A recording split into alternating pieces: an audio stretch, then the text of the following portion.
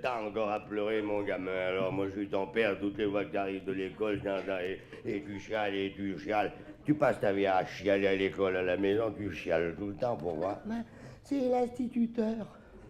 Il en a toujours après moi. Il a toujours encore... il me pose toujours des questions que je sais pas. Aujourd'hui, il m'a dit qui c'est qui avait cassé le vase de 60. Alors j'y ai répondu que c'était pas moi. Viens avec moi, je vais le trouver, ton instituteur, puis ça va changer un peu, parce que moi j'en ai marre de voir un fils tout dans les critiquer. Alors le matin, il se lève, il pleure, rien qu'à la pensée qu'il va pleurer à l'école. Le soir, il rentre, il pleure, tout le temps, il pleure. Alors donne-moi la main, je vais y aller. Bonjour, monsieur l'instituteur. Dites donc, alors, qu'est-ce qu'il vous a fait encore, mon fils? Bon, il est tellement ignare. J'en ai vu des gosses bêtes, mais à ce point-là, je lui demande qui c'est qui a cassé le vase de 60, il m'a répondu que c'était pas lui. Mais alors là, écoutez, monsieur l'instituteur, je vous en perds. Hein.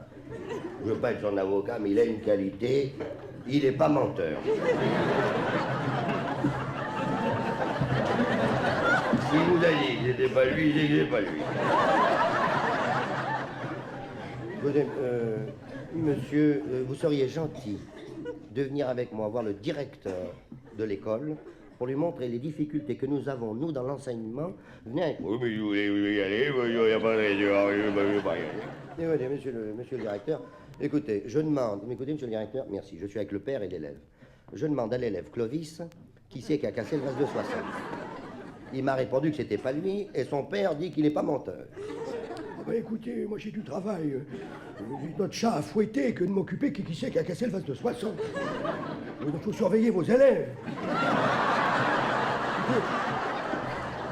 Ah bon, je connais très bien ce monsieur, qui est très bien connu dans le quartier. Il a 30 ans qu'il habite ici. Il faut avoir confiance en ce père.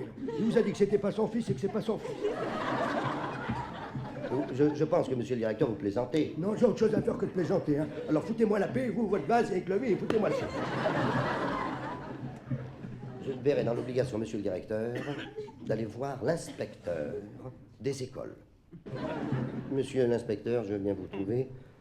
Ça, c'est inénarrable. C'est incompréhensible. Je demande à un élève qui sait quelque chose de 60, me répond que c'est pas lui. Bon, bah, à la rigueur, le père aussi.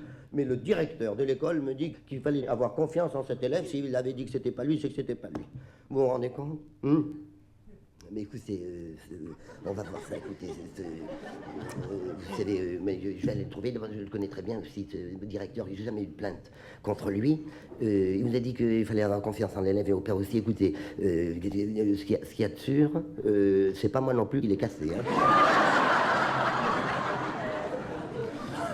Je vais en référer au ministre, ben, si vous voulez, mais allô? Oui, c'est le ministre de l'Éducation nationale. C'est à quel sujet? Ah oui, vous êtes instituteur. Ah ben en effet, le fils, le père, le directeur, oh non, et l'inspecteur d'académie. écoutez, venez me trouver, venez au ministère cet après-midi, je vous recevrai entre deux portes, venez vers les 5 heures, hein? Et puis alors je vous donnerai l'argent nécessaire, vous irez acheter un autre vase. Mais surtout, pas de scandale, il faut étouffer l'affaire.